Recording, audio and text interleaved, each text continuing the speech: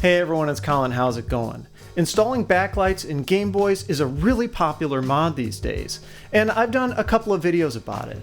But I regularly get asked why there's no backlight mod for the Game Boy Color.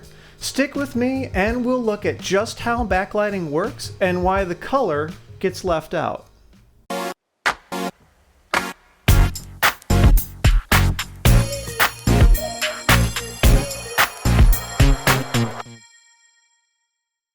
Now, everything in this video also applies to the original Game Boy Advance. That handheld did have its own backlight mod though, the use of a replacement screen, but that's another story. The Game Boy Color is really the only model in the series that has never had a solution for backlighting.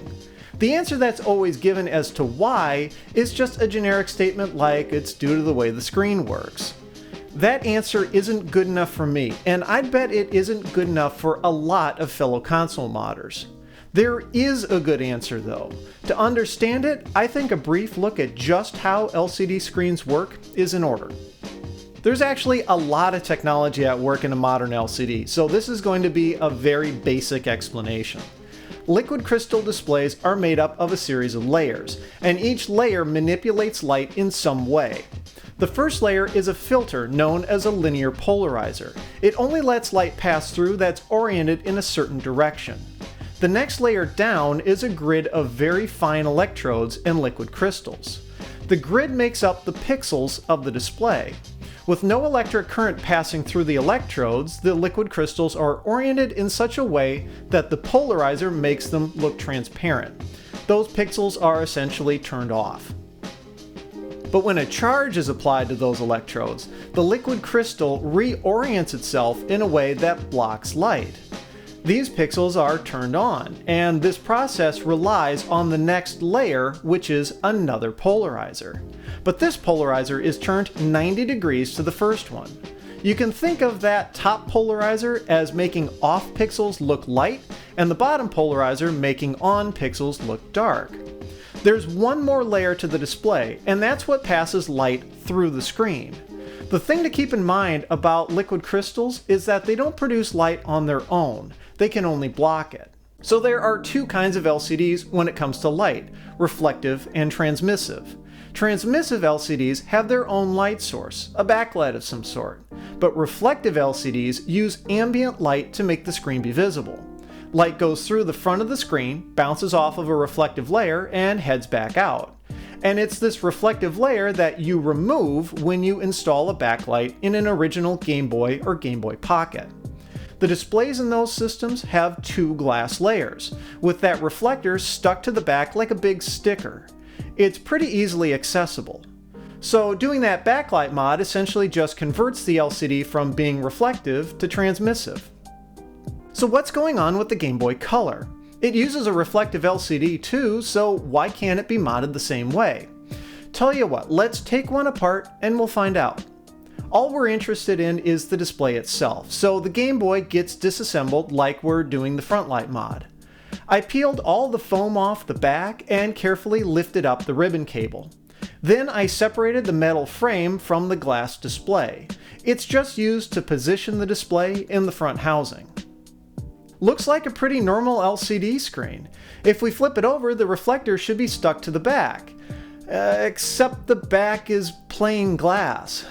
This is the reason why the color screen can't be backlit. If we look at it from the side, there are 3 glass layers here, not 2 like in the earlier Game Boys. That second polarizer and reflector are actually sandwiched between the second and third pieces of glass. They're just not removable. To try to separate the glass layers would ruin the display. The bummer is the exact same thing is going on with the original Game Boy Advance. It seems that when Nintendo came up with a new way of manufacturing something that it liked, it carried that on through multiple products. The Game Boy Pocket was the first to have the logic board mounted to the front housing, for example, and Nintendo carried that on with the Color and Advance. Clearly Nintendo liked the idea of moving the reflector inside the display, since it also did it with the Advance and even the first generation Advance SP.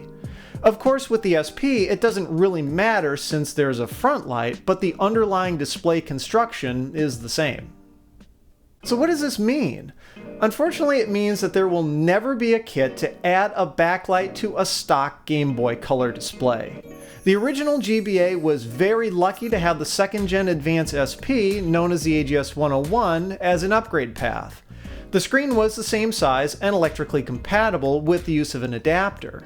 There's really no such stock part for the Game Boy Color though. A custom manufactured backlit screen is really the only way. That has its own problems though, specifically having to do with money. I've been told that to set up an assembly line in China to make screens like that would cost upwards of $100,000, and that's just for the tooling. Of course, someone could try to make it happen with a platform like Kickstarter, but honestly, it'd be pretty tough. Between that tooling cost, materials, labor, and a small profit margin, it would take either a surprising number of backers, or fewer people willing to pay a higher per unit price, something like $100 a screen, if not more.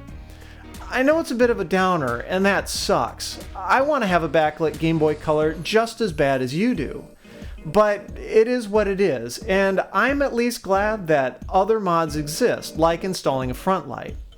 I'm not holding my breath for someone to step up and make a backlit screen, but as the saying goes, never say never. If you liked the video, please give it a thumbs up, and don't forget to subscribe. That helps me out quite a bit.